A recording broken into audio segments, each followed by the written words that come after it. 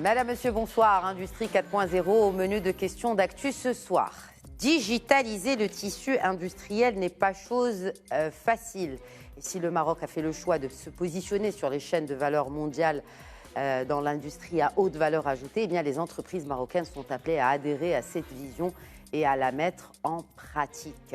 Le changement est d'abord un état d'esprit, disait un certain Jacques Chirac. Quels sont les freins qui entravent la montée en puissance de cet état d'esprit où l'usine est interconnectée, où tous ses équipements sont en ligne, intelligents et en partie autonomes?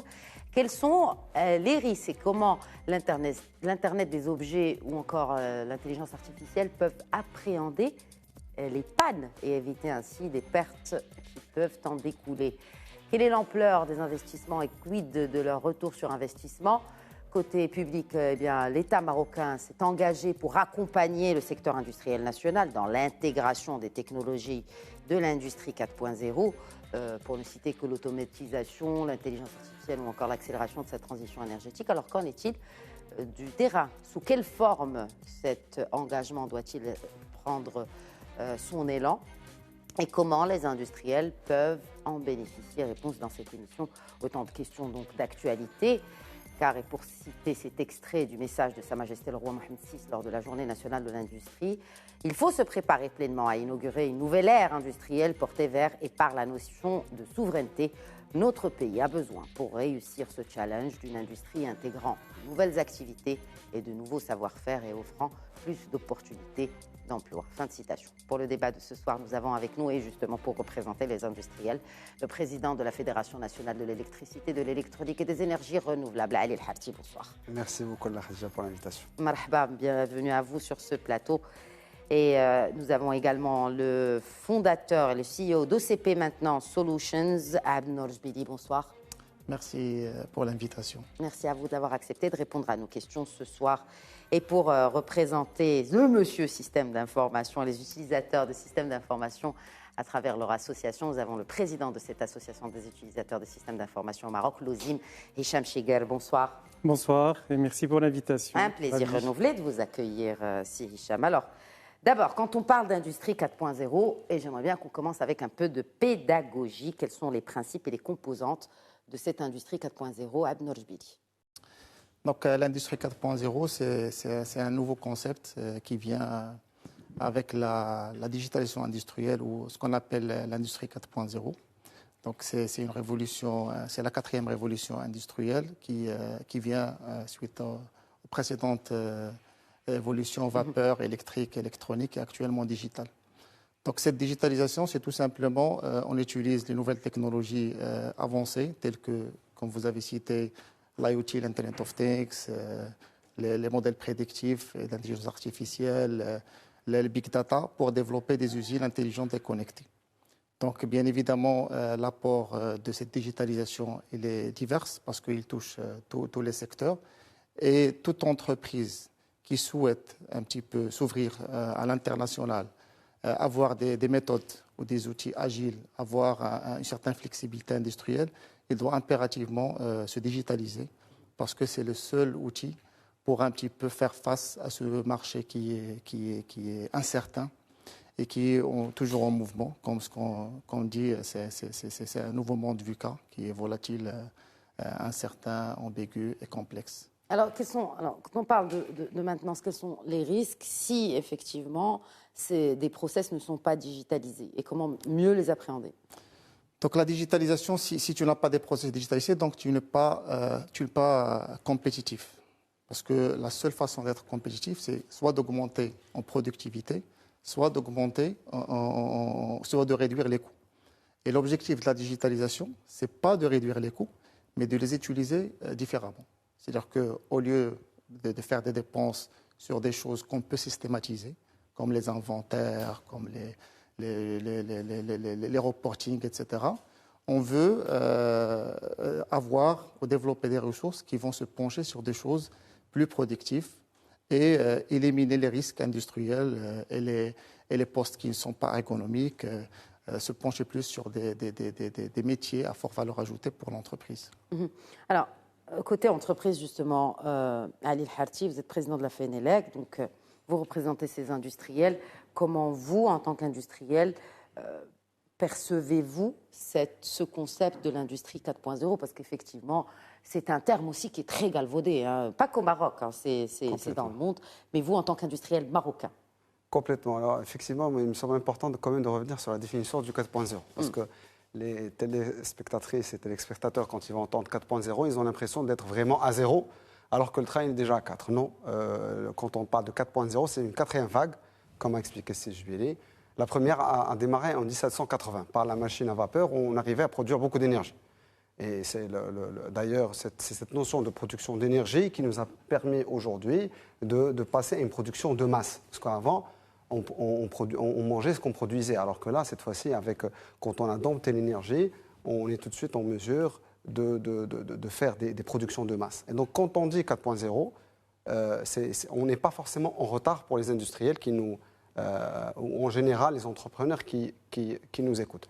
Alors, est-ce que l'industrie 4.0 s'adresse qu'aux industriels seulement? Non, pas du tout. Aujourd'hui, le 4.0 s'adresse à tout professionnel et on va dire à toute personne. Je donne un exemple tout simple. Vous prenez aujourd'hui une ferme qui peut être complètement digitalisée. Comment? C'est-à-dire qu'aujourd'hui, vous l'irriguez.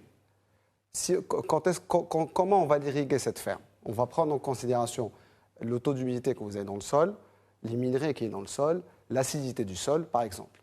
Alors, le 4.0, qu'est-ce qu'il vous permet de faire? Il vous permet d'installer tous les organes qui vont venir mesurer exactement ce qui est important pour cette terre et être connecté avec la météo. Quelque part, si aujourd'hui nous savons qu'il va pleuvoir le soir, on ne va peut-être pas irriguer pendant la journée parce que pour la terre, c'est plus bénéfique d'avoir un arrosage par la pluie. Et donc, très simplement, l'industrie 4.0, c'est comme a expliqué CJBD, c'est venir au niveau du process, installer des capteurs, nous permettant de savoir exactement comment fonctionne notre outil pour quelque part tout simplement éviter les pannes. C'est pas plus que ça. C'est pour éviter les pannes. C'est pour qui peuvent coûter quelque cher. part, c'est flexible. Mais est-ce que les entreprises et les chefs d'entreprise et les industriels sont au courant?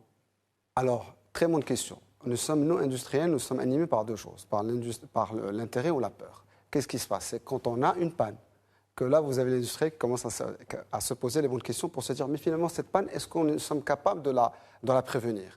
Et la réponse, elle est magnifique, c'est oui. Parce qu'aujourd'hui, une panne, elle n'arrive pas du ciel. C'est quelque chose que nous pouvons complètement anticiper. Quand vous avez aujourd'hui un moteur qui va griller, il ne va pas griller du jour au lendemain.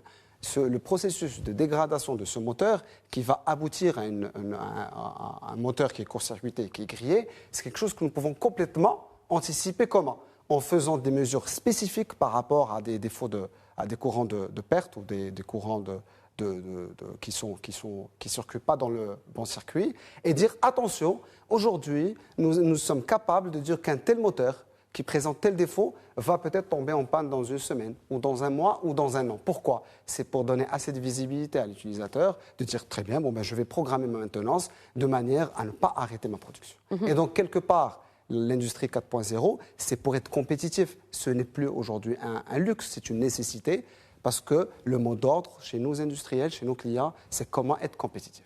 Comment être compétitif, mais pour nous rapprocher davantage, puisque je finis le tour de table pédagogique sur cette industrie 4.0, je me tourne vers vous, Hicham Shigel. Comment, pour avoir des exemples concrets, des cas d'usage de cette industrie 4.0, d'un exemple des plus basiques, et donc peut-être même moins cher, jusqu'aux gros investissements pour un industriel pour adopter tel ou tel process dans son entreprise ou dans son usine? Alors, aujourd'hui, juste pour compléter un petit peu le panorama, c'est que, vous l'avez si bien dit, c'est qu'aujourd'hui, on est devant le fait accompli. Ça veut dire que nous avons l'obligation de passer à rendre nos usines intelligentes, à rendre nos industries intelligentes de la même façon que ce que nous avons fait au niveau, par exemple, de services, un certain nombre de secteurs d'activité dans le service. Pourquoi? Parce que le Maroc s'est tourné vers l'industrie. Le Maroc veut prendre le leadership sur un certain nombre de secteurs. Et aujourd'hui, on est dans l'obligation de basculer de l'autre côté. Pourquoi? Parce que tous les donneurs d'ordre qui sont à l'international sont en train de nous attendre par rapport à la compétitivité, par rapport à la productivité et par rapport aussi à l'économie, bien sûr, à l'économie d'échelle. Donc aujourd'hui, la problématique que nous avons, c'est de dire comment nous pouvons embarquer les entreprises, les industriels, le plus rapidement possible, mais de le faire de façon saine, parce qu'il y a plusieurs enjeux. Il y a des enjeux sur les RH, il y a les enjeux sur l'adoption de la technologie, il y a aussi la partie mindset des dirigeants, parce que, comme vous l'avez si bien dit, donc il y a aussi le mindset du dirigeant de dire oui, je sais comment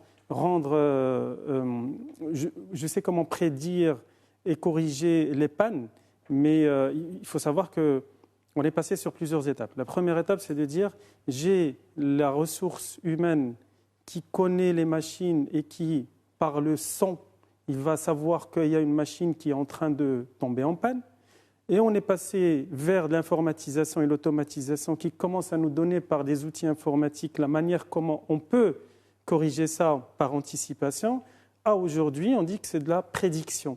Et donc, quand on dit de la prédiction, c'est là où on parle de l'ère de l'industrie de la Smart Factory et de dire qu'aujourd'hui, avant que ça n'arrive, je sais qu'à tel moment, il faudra changer cette pièce-là parce que c'est comme ça qu'on va pouvoir éviter la panne au niveau de la machine, au niveau de l'usine de façon globale.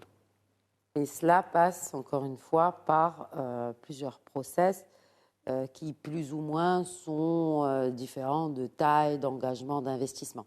Exactement. Et aujourd'hui, l'enquête que nous avons menée, l'enquête CIO que nous avons menée cette année, qui est sortie en mars dernier, révèle que les entreprises marocaines aujourd'hui, on est à une priorité numéro 1, c'est comment embarquer les technologies disruptives à l'échelle de l'entreprise. Et donc, et comme on avait aussi en termes de répondants, 23% des répondants qui sont dans le secteur industriel, donc ça c'est aussi quelque chose qui est parlant. Et donc, les industriels sont aussi confrontés à cette problématique et mettent dans leur priorité la digitalisation et l'intégration des nouvelles technologies disruptives à l'intérieur de leurs usines, à l'intérieur de leurs entreprises. Et le deuxième, qui est aussi frappant, et je le répète parce que c'est important, c'est qu'au Maroc, aujourd'hui, on a 9% des projets d'ordre technologique qui réussissent. Alors, on va nuancer. Pour les gens qui nous regardent, ce n'est pas très rassurant. Ce n'est pas très rassurant, mais je vais nuancer. Oui. C'est que ça, c'est le contexte marocain. Et quand on voit au niveau de la surveille, au niveau de IMIA, de la région Europe, Middle East et Africa, de façon globale, il y a uniquement 5% qui réussissent. Ça veut dire qu'à l'échelle globale, nous faisons mieux lorsque nous comprenons la problématique de l'intégration, mais ça reste un pourcentage. Et donc, pourquoi on est à 9% ou à 5% à l'échelle internationale? C'est qu'aujourd'hui, l'adoption est de plus en plus complexe. Intégrer des nouvelles technologies dans des usines est de plus en plus complexe parce qu'on parle de grosses machines, on parle de contrats, parfois avec un contrat d'exclusivité d'un fabricant, etc. Et la Smart Factory, elle vient en fait décloisonner ce qui se faisait avant dans les usines. Et donc, c'est là où il y a la plus grosse problématique de changer la manière de comment on gère aujourd'hui l'industrie parce que la technologie, elle est disruptive et elle vient rentrer dans un système qui est déjà établi et elle va le décloisonner.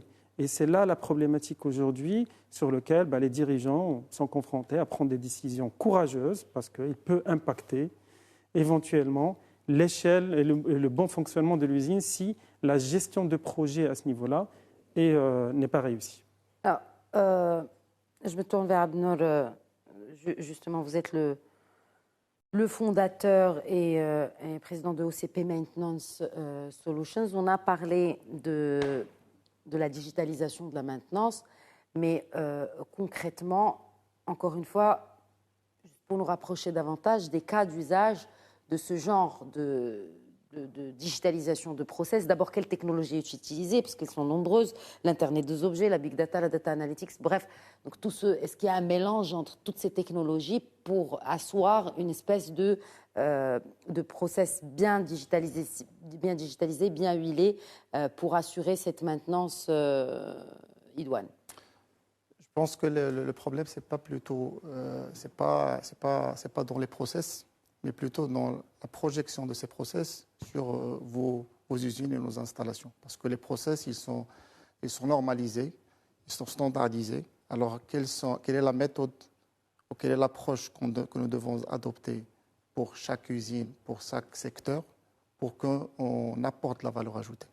Le problème qui se pose actuellement, c'est qu'on veut digitaliser à la base d'un budget que nous avons, à la base d'un investissement alloué.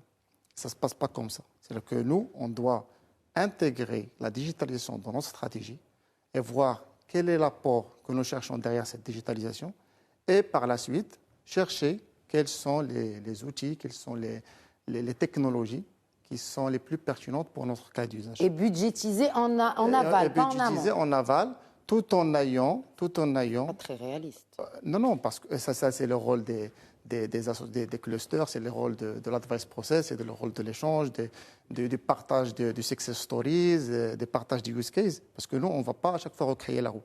Si, en se basant sur ce qui se fait, en capitalisant sur ça, en ajoutant une couche de customisation, on peut bien évidemment optimiser l'investissement et avoir de la valeur ajoutée. Parce que ce qui se passe et ce que je veux éviter, c'est le syndrome du nice to have. C'est qu'on veut le faire parce que tout le monde le fait. Ce n'est pas l'objectif. L'objectif, c'est de créer de la valeur.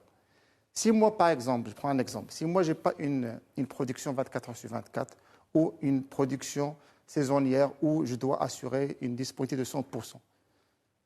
À vrai dire, pour un industriel, la digitalisation, ce n'est pas vraiment une priorité. Parce que moi, si je suis vraiment relax dans ma chaîne de production, je peux tolérer la panne. Donc, je n'ai pas vraiment ce souci-là. Mais pour les industriels où la panne est très coûteuse et irrécupérable... On parle de quelle échelle de coût de perte, par exemple? Ça peut aller jusqu'à combien? Des millions de dirhams? Non, c'est des millions d'euros. Ça dépend aussi de la taille de l'entreprise. Mais le problème dans ça, c'est que c'est des pertes irrécupérables. Si tu as un arrêt que tu n'arrives pas à démarrer par manque de compétences ou de pièces de rechange, c'est un arrêt que c'est bon, c'est perdu. Toute la production, elle est perdue. Alors, parce que tout à l'heure, vous avez parlé de réduction des coûts, mais non, il ne s'agit pas de réduire les coûts, mais d'optimiser l'utilisation de telle ou telle technologie. Tout à fait. Parce que et du coup, est-ce que vous pensez que c'est un argument qui peut encourager davantage le chef d'entreprise à adopter ces technologies-là? Oui, bien sûr. Si moi, par exemple, lorsqu'on voit dans plusieurs cas, on a par exemple un port où on veut doubler la capacité, sans pour autant changer l'asset, sans changer l'actif. Et on met en place un logiciel qui va nous permettre un petit peu de digitaliser tout le système. Ça, c'est à la même charge. On n'a plus doublé la productivité. C'est ça l'apport de la digitalisation. C'est ce qu'on cherche. Est-ce qu'il y a des secteurs prioritaires justement à cibler peut-être? Pour moi, chaque secteur où on a vraiment un flux tiré, où on a vraiment une production et une demande qui évolue dans le temps, on peut, sans changer l'actif, augmenter la productivité. Une réaction, Ali El-Harthi, par rapport à l'adoption de ces technologies-là, de ces systèmes. Et bon, certainement, vous l'avez dit, les entreprises sont conscientes de cela et c'est un peu votre rôle aussi en tant que fédération, en tant que confédération aussi, de les informer. Mais il reste certains freins. Quels sont ces freins-là? Pourquoi il y a une réticence de la part des industriels à adopter ces nouvelles technologies? La réponse a été dans votre introduction, Khadija, parce que vous avez parlé de deux choses. Vous avez dit qu'il faut adhérer à ce programme et c'est aussi question d'état d'esprit. Et donc, le gros du travail qui reste à faire, c'est convaincre les patrons de la nécessité de passer à la 4.0. Important à expliquer aussi que toutes les industries aujourd'hui au Maroc, s'ils ne sont pas à 100% du 4.0, ils sont déjà à leur début. On n'est jamais à zéro. Parce que, je donne un exemple tout simple, quand vous avez un poste électrique, vous avez forcément une protection de régulation de la tension pour ne pas, quelque part, endommager vos installations. Et vous êtes déjà dans une... C'est vrai que c'est peut-être un peu... c'est peut-être pas complet, mais c'est déjà un bon début. D'accord? Donc ça, c'est la première des choses. Important aussi à préciser, cette notion de coût.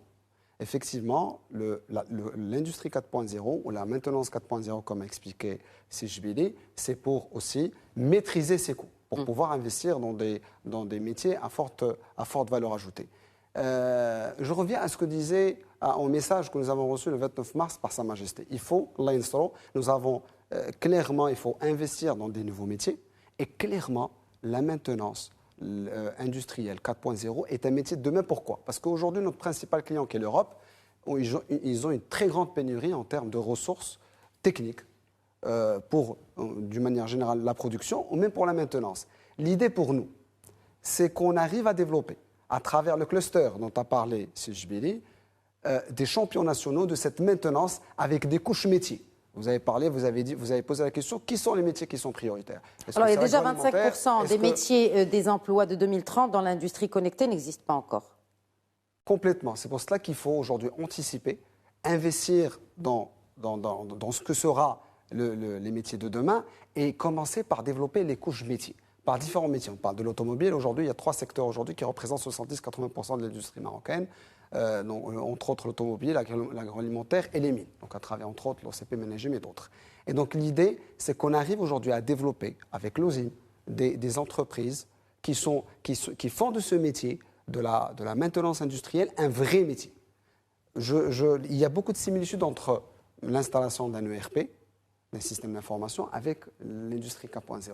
C'est avant tout le coût et avant tout un investissement au niveau du top management pour quelque part les inciter, leur expliquer quelque part, si vous mettez de l'argent dans ce métier, vous allez en gagner beaucoup plus.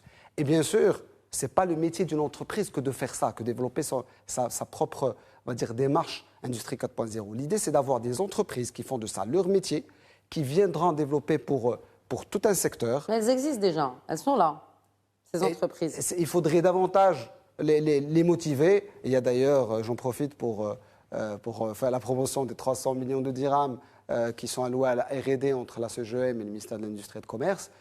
Donc l'idée aujourd'hui, c'est de vraiment d'inciter... Ces 300 millions, ces 300 millions, c'est pour qui? C'est pour toute entreprise aujourd'hui qui a un projet de développement en R&D, qui a un projet de développement en produits propres. Donc là, on parle plus du crédit R&D. Là, il y a une enveloppe dédiée par l'État pour l'entreprise. Exactement. Et notre rôle aujourd'hui, c'est autant que CGM et FENELEC, c'est de faire la promotion de ce programme, parce que c'est un programme qui est très intéressant. Le programme Tatouer qui permettra, c'est un autre programme, c'est pas forcément le programme Tatouer, le nom m'échappe tout de suite, mais ces 300 millions de dirhams, ils sont sur la table. Et aujourd'hui, nous, en tant que fédération, nous faisons la promotion de ce programme. Pourquoi? C'est pour inciter aujourd'hui les entreprises à se lancer davantage dans les métiers de demain. Et clairement, la maintenance 4.0, c'est un métier de demain. Et l'idée pour nous, c'est que si nous arrivons aujourd'hui à développer des champions nationaux dans la maintenance, ces mêmes champions nationaux aujourd'hui travailleront au Maroc, mais vont aussi travailler en Europe. Parce qu'il y a une très grande pénurie en Europe dans les métiers de la technologie. Et donc, forcément, il y aura un besoin que nous pourrons combler si nous arrivons, bien sûr, à sensibiliser les chefs d'entreprise pour nous ouvrir leurs portes et leur apporter le plus que propose aujourd'hui l'industrie 4.0. Mais sensibiliser, Jem Cheguel, il a parlé d'investissement, mais l'investissement, il est sur la durée. C'est-à-dire qu'on n'achète pas une solution et c'est fini. C'est-à-dire que c'est des coûts même annuels. Oui. C'est des coûts, effectivement, qui se rajoutent parce que c'est des technologies disruptives. Les coûts qui se rajoutent, il y a les coûts des technologies, il y a les coûts des solutions, il y a les coûts des plateformes. Il y a aussi le coût d'adaptation par rapport à tous ces sujets-là, parce que le mode de fonctionnement de cette usine, elle change complètement du mode traditionnel au mode 4.0 ou Smart Factory. Donc aujourd'hui, sur 100% d'un projet, il faut compter à peu près 70% de tout ce qui est plateforme, etc., et 30% sur tout ce qui est formation et changement de mindset et accompagnement des équipes. Ça coûte de l'argent de changer le mindset? Et ça coûte de l'argent. Ça, c'est une bonne question.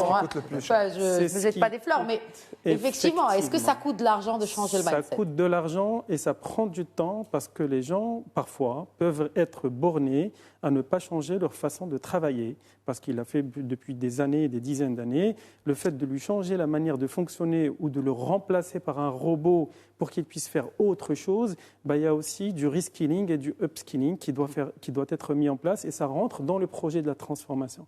Ce n'est pas uniquement changer les technologies et les mettre en place, mais c'est changer la manière de fonctionner de l'entreprise pour qu'elle puisse s'adapter à ce qui va venir dans l'usine. Parce que qu'est-ce que nous changeons par rapport à ça? C'est qu'à un moment donné, si on est en train de construire une voiture à gasoil, etc., à combustible, demain, ça va être une voiture électrique.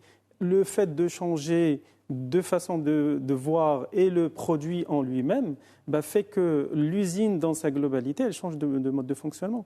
Ce n'est pas uniquement les chaînes qui vont bouger, mais c'est aussi le produit qui va bouger. Et donc, pourquoi on change le produit? Parce qu'il y a un besoin du client à la fin, in fine, et c'est ça ce qui fait bouger toute la chaîne.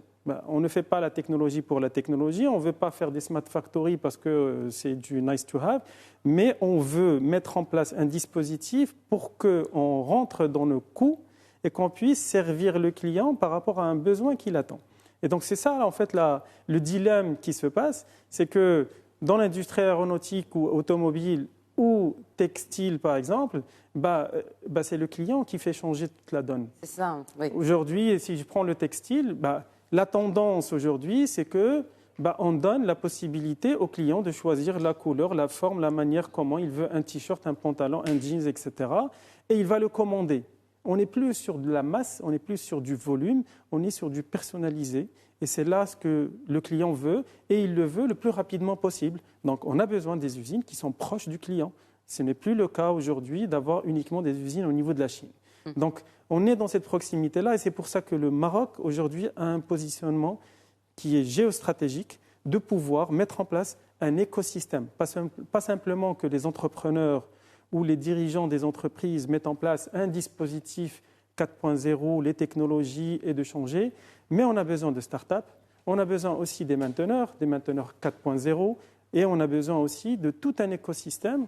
Alors cet écosystème-là, justement, quels sont les l'Afrique. besoins de cet écosystème? Quels sont d'abord les acteurs de l'écosystème, outre les industriels?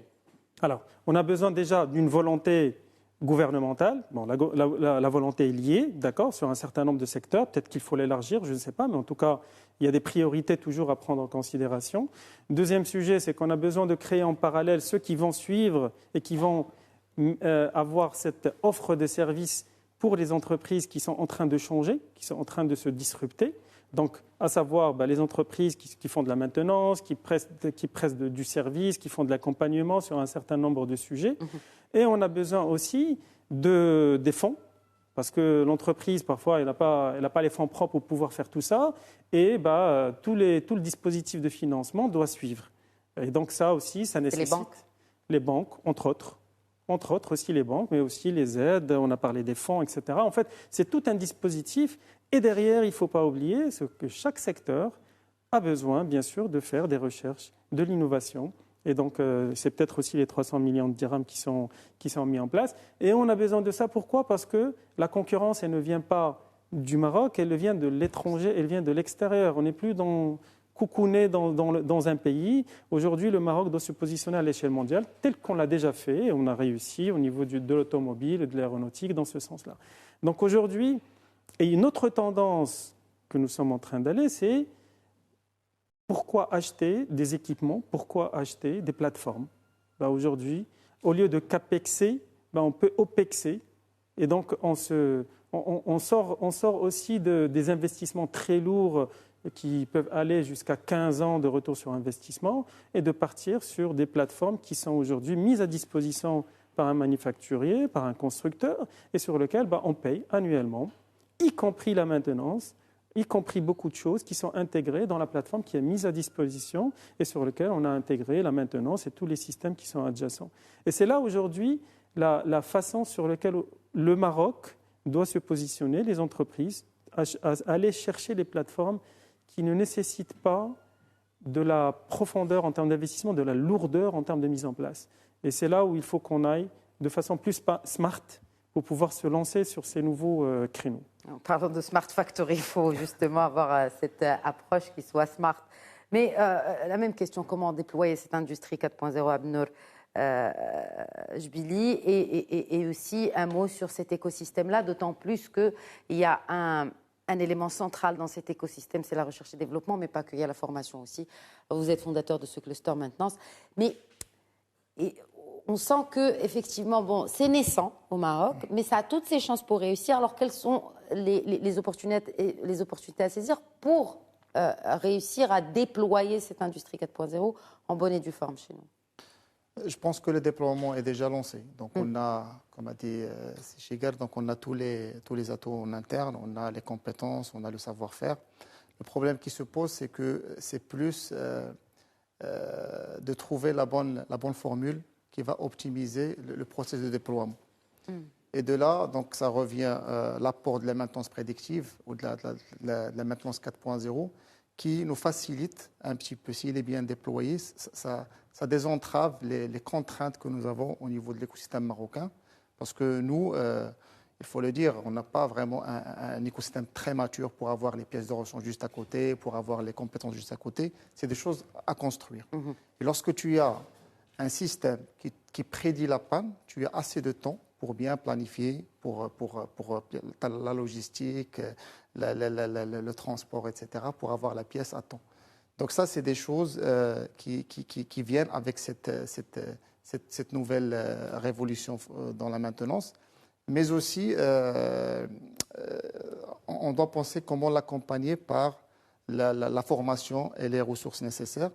Et là, je pense qu'on touche le vif du sujet. Pour moi, la contrainte principale actuellement, on a les fonds, on a tout ce qu'il faut, c'est comment avoir de la compétence en interne. Et lorsqu'on parle de la compétence, c'est une affaire de tout le monde. Actuellement, on a deux générations. On a soit c'est des jeunes qui sont un petit peu familiarisés avec ces nouvelles technologies, avec la digitalisation. Je pense que tous les jeunes Marocaines et Marocains... Hein, mais le problème, ils n'ont pas de la compétence industrielle. Soit l'inverse. On a des gens qui sont très compétents, mais c'est une autre génération. Ils n'ont pas plus familiarisé avec ces outils-là.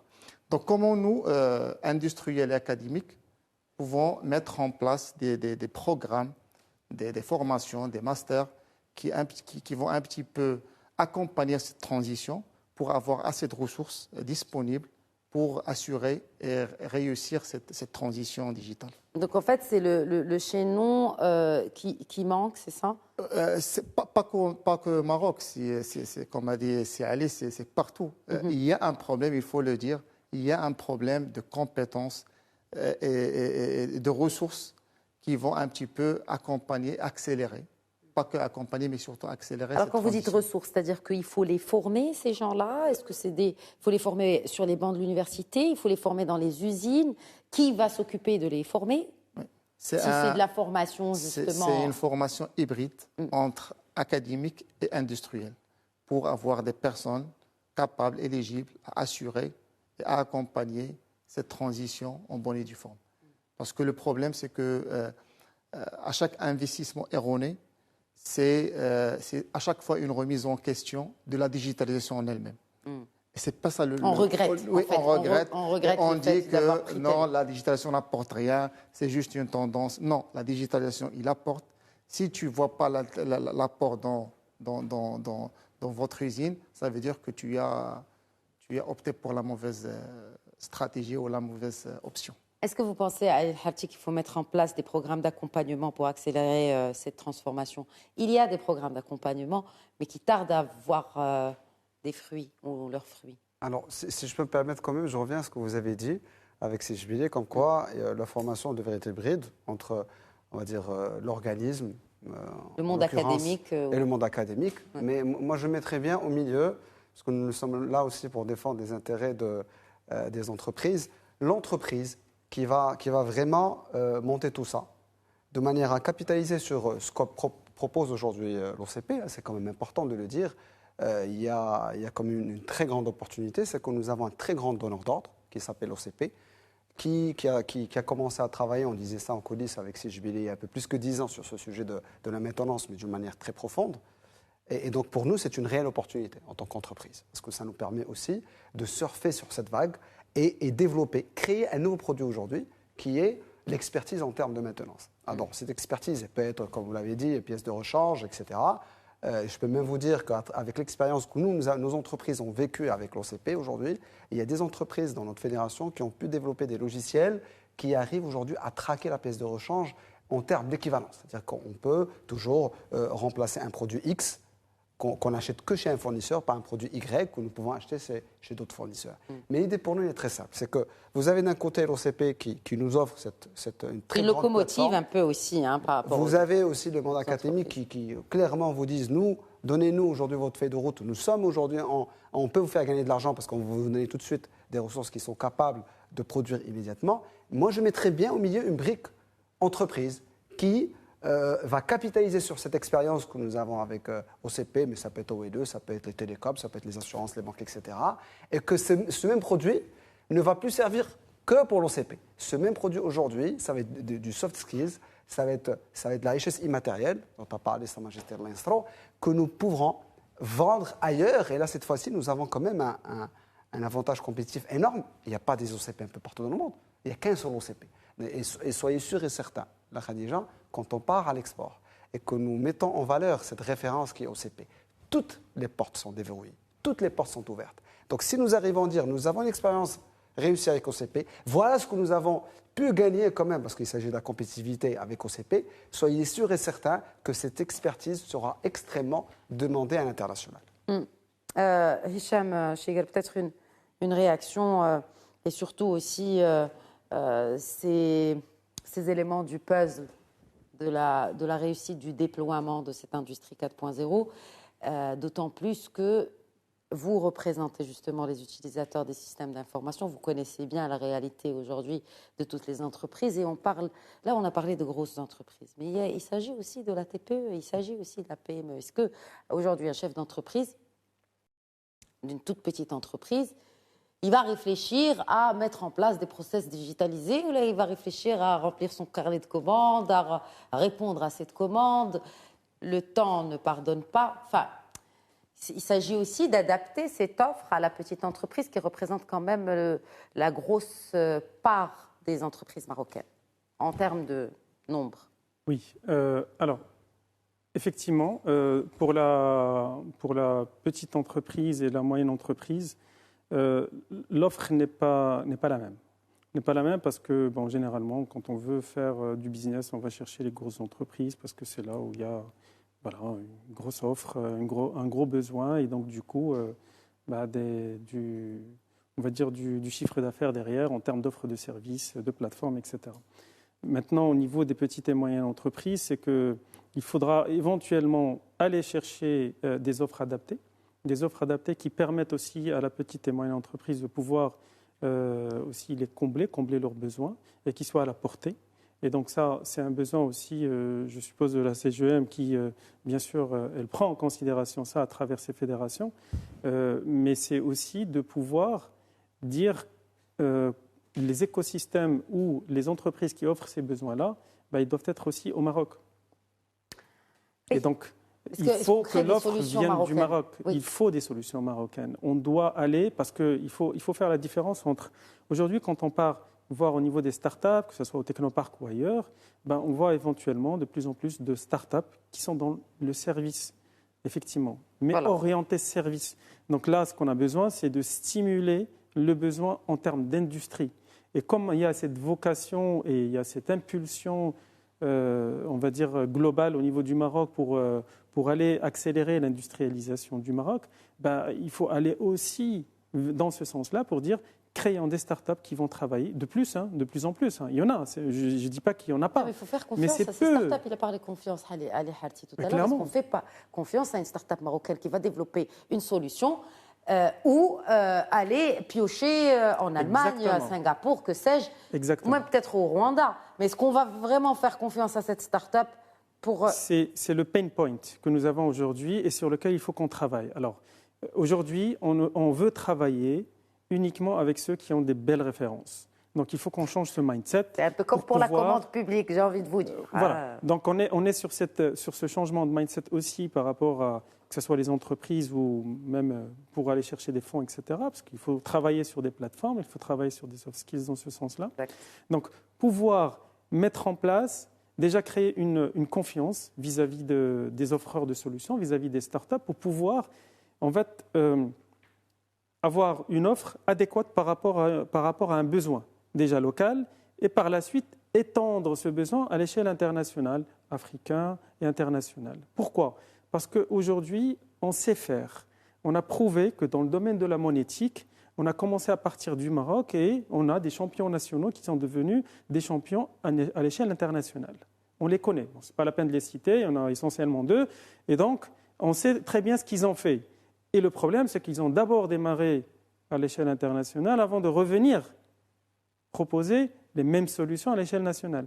Donc, il faudra à un moment donné donner confiance, prendre un peu de risque, ce qui est normal. Hein. Pourquoi les étrangers ou à l'international, ils prennent un peu de risque avec nous et que les nationaux ne le prennent pas. Donc, il faut oser prendre le risque de pouvoir travailler avec une entreprise, avec une start-up marocaine et qui vont devenir des champions nationaux et des champions internationaux. Donc, il y a un travail qui doit se faire dans ce sens-là. Et ce qu'on a proposé la dernière fois lors du WMS, World Maintenance Summit, c'est parce qu'il y avait des questions, beaucoup de questions des industriels, c'est de pouvoir aussi travailler peut-être sur une enquête à l'échelle industrielle, des entreprises industrielles, et de dire, faisons un état des lieux, de comprendre et de savoir, et aussi de chercher quels sont les pain points qui existent aujourd'hui et quelles sont les opportunités. À partir de ces pain points, quelles sont les opportunités du Maroc et de l'offre de services, et aussi vis-à-vis pour un entrepreneur qui veut réussir, on va dire, sa transformation digitale. Et je pense que ça peut être aussi un bon début de pouvoir collaborer dans ce sens-là. Ça vous permettra de disposer de la data, Abnor Jbili. C'est-à-dire quand on parle d'enquête, c'est-à-dire déjà si on a un état des lieux, disposer de la data, OK. Comment, selon vous, aussi encourager à créer des solutions marocaines ? Je pense déjà, en créant la solution marocaine, c'est déjà on développe une certaine compétence locale. Avoir des solutions marocaines, c'est aussi avoir une force pour customiser, pour développer des solutions qui s'adaptent au contexte actuel. Parce que la plupart des cas, on est à chaque fois obligé d'adapter des solutions qui marchent peut-être ailleurs à notre contexte. Et le problème de la digitalisation, c'est comme le problème de la sécurité. C'est la sécurité ou la digitalisation, ou même la maintenance, c'est local. Sur une même entreprise, s'il a beaucoup d'usines, tu vas trouver une usine qui performe dans la maintenance et la sécurité, et un autre parce que c'était juste un petit problème sur un maillon dans le process qui a causé une dégradation, une anomalie, un accident, etc. C'est la même chose de la digitalisation. La digitalisation, c'est un process, c'est un workflow. Si si on ne prend pas en considération toutes les étapes, et si on n'a pas les prérequis nécessaires, par exemple, c'est une couche supérieure. Si par exemple dans la maintenance, on n'a pas des cellules, bureau de méthode, préparation, planification, cellules PDR, on ne peut pas venir avec une solution qui va résoudre tous les problèmes. Oui. Ça, c'est impossible. L'avantage de faire confiance aux startups marocaines, c'est déjà le cas aujourd'hui. Il y a déjà des industriels qui font confiance à ces startups marocaines. Bien sûr. On voit qu'il y a beaucoup d'incubateurs, il y a beaucoup de programmes. Il y a l'université Mohamed VI avec des capital ventures. C'est-à-dire qu'il y a les fonds, le CAPEX, elle est là. Il faut juste trouver les startups qui veulent déjà spécialisés dans l'industrie. C'est pour ça que je vous ai dit comment encourager les startups à s'orienter, parce que le besoin est là et donc le marché est là. Pourquoi ne pas le saisir ? Le problème, c'est qu'on va revenir à la formation. Par exemple, ces gens, ils sont très compétents en digital, mais ils sont peu compétents, si j'ose dire, en industriel. Même en tant que chef d'entreprise, parce qu'un start-upper, c'est un chef d'entreprise, in fine. Oui, bien sûr. Il est bon en digital, donc il va juste proposer une solution pour faciliter un process industriel. Oui, mais il doit comprendre le langage industriel. En effet. S'il ne comprend pas le langage industriel, il risque d'être ridiculisé. Et ça, c'est des choses qui s'apprennent et qui nécessitent du temps. Tu ne peux pas venir du jour au lendemain et dire « moi, je suis un expert ». C'est Ali, il a passé, je sais pas, 20, 30, 25 ans pour pour avoir cette seniorité et pouvoir offrir des solutions ingénieuses et disruptives. Je ne peux pas venir du jour au lendemain dire que moi, je vais changer le monde et je vais digitaliser tout. Donc, moi, je pense que c'est des choses qu'on peut construire ensemble. On a les atouts, on a tout ce qu'il faut. Il faut juste saisir cette occasion et continuer et bâtir sur ce qu'on a déjà. Il y a des grandes entreprises, il y a des programmes, il y a beaucoup de choses. Moi, je vois d'ailleurs beaucoup de start-up avec qui, moi, en tant qu'on s'appelle maintenant au niveau du cluster, on collabore, on échange, on fait de l'advice process, il y a plusieurs solutions qui sont testées. On ouvre les usines pour permettre à ces gens-là de tester leurs solutions. Est-ce qu'on rapproche déjà ces start-upers-là de ce monde de l'industrie et des usines? Effectivement, ça c'est déjà en cours. Alors, comment verrouiller tout ça et bâtir sur tout ce qu'on fait pour avoir des champions? Ça, c'est l'étape, je pense, qui reste très importante pour pouvoir un petit peu instaurer une culture. Moi, je parle plus d'une culture je ne veux pas dire une start-up nation, mais une culture oui, peut-être par la suite, mais une culture d'entrepreneurs industriels. Il y croit en tout cas, Hicham Chiguel, à la Startup Nation. Mais une Startup Nation doit répondre aussi aux besoins de la nation. C'est-à-dire, effectivement, peut-être même dans ces incubateurs, etc., que sais-je, orienter ces porteurs de projets vers ce dont le marché a besoin. C'est exactement pourquoi l'OSIM et les autres associations et les clusters doivent faire. C'est le rôle principal, c'est de pouvoir démystifier les concepts, c'est pouvoir apporter de la data, c'est pouvoir poser les problématiques et aussi mettre en place quelles sont les opportunités. Par exemple, dans le domaine sur lequel on est en train de parler, industriel, il faudra qu'on arrive à montrer l'opportunité que le Maroc est en train de passer à côté. Première des choses. Deuxième des choses, de dire c'est quoi le volume sur lequel le Maroc peut capter. On l'a fait pour l'automobile, on l'a fait pour l'aéronautique, pourquoi pas dans le domaine industriel, dans le domaine de l'industrialisation et du 4.0, etc.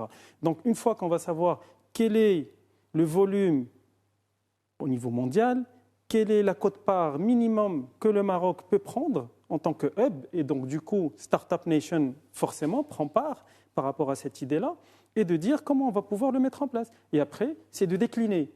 Mais on a besoin de tous les acteurs autour de la table pour pouvoir travailler. Encore une fois, c'est une question de gouvernance. Qui sont de ces acteurs? Première des choses, ministère. Quel ministère? Ministère de l'Industrie. Oui, bon. Oui.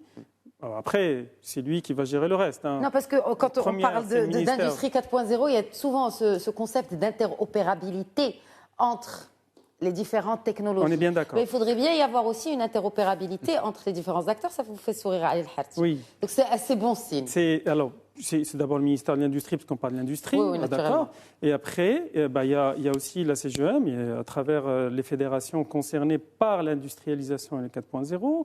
C'est aussi à travers les clusters, c'est à travers les associations pour pouvoir travailler ensemble sur comment on est en train de voir la maintenance et l'industrie de demain du Maroc et quelle est la part et le positionnement du Maroc par rapport à ça. Comment on peut mettre en place un hub sur l'industrie 4.0, sur la maintenance 4.0 au niveau du Maroc, tel qu'on est en train de parler sur la partie de transformation digitale de façon globale, mais c'était beaucoup plus sur la partie service. J'espère que l'industrie 4.0 va prendre moins de temps que la transformation digitale. En tout cas, nous, ce qu'on est en train de faire à notre échelle, c'est de dire, on avait lancé avec le Technopark en fait du pitch des startups vis-à-vis des entreprises qui sont membres de l'OSIM. Là, ce qu'on est en train de changer, parce qu'il faut on est en train de faire du reverse pitch. Et ça veut dire qu'au lieu que les startups pitchent pour les entreprises, on va ramener des entreprises qui vont pitcher leurs besoins. Voilà. Et on va ramener les startups pour écouter, qui sont plus ou moins dans le domaine de cette entreprise ou de ces entreprises ou de ce secteur-là, et pour venir écouter les problématiques, les besoins, et ils vont venir dire « Ah, peut-être j'ai une solution. » Et innover. Et voilà, c'est leur rôle finalement. Ou je suis proche d'un besoin et je vais venir peut-être travailler avec vous. On trouvera quelle est la formule la plus simple pour pouvoir offrir cette prestation demandée. Peut-être qu'elle est chère à l'étranger. Et si vous me donnez la possibilité, l'opportunité de travailler sur ça, on peut créer ce lien entre la start-up et l'entreprise marocaine. Et donc ça, c'est quelque chose aussi qui peut déclencher, on va dire, cette mise en relation et cette confiance entre une start-up et le besoin d'une entreprise. Et encore une fois, il faut créer cet écosystème-là et créer une gouvernance dans ce sens pour dire le Maroc doit se positionner sur ce créneau parce qu'il y a un volume à prendre. Il y a une part de marché à prendre à l'échelle mondiale.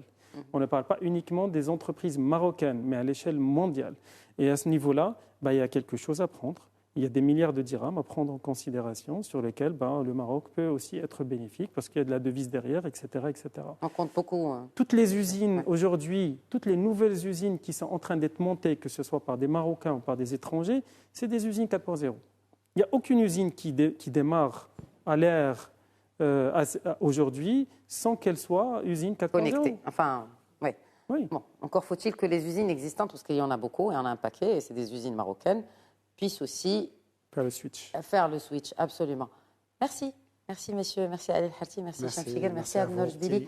Merci d'avoir enrichi ce débat sur l'industrie 4.0. Je suis sûre que le débat est toujours d'actualité, sera d'actualité. Nous allons le suivre, d'autant plus que ce ne sont pas les initiatives, notamment gouvernementales, qui manquent. Encore faut-il qu'il y ait un peu d'interopérabilité entre ces initiatives. Merci à tous pour votre fidélité à cette émission. Très bonne soirée à tous.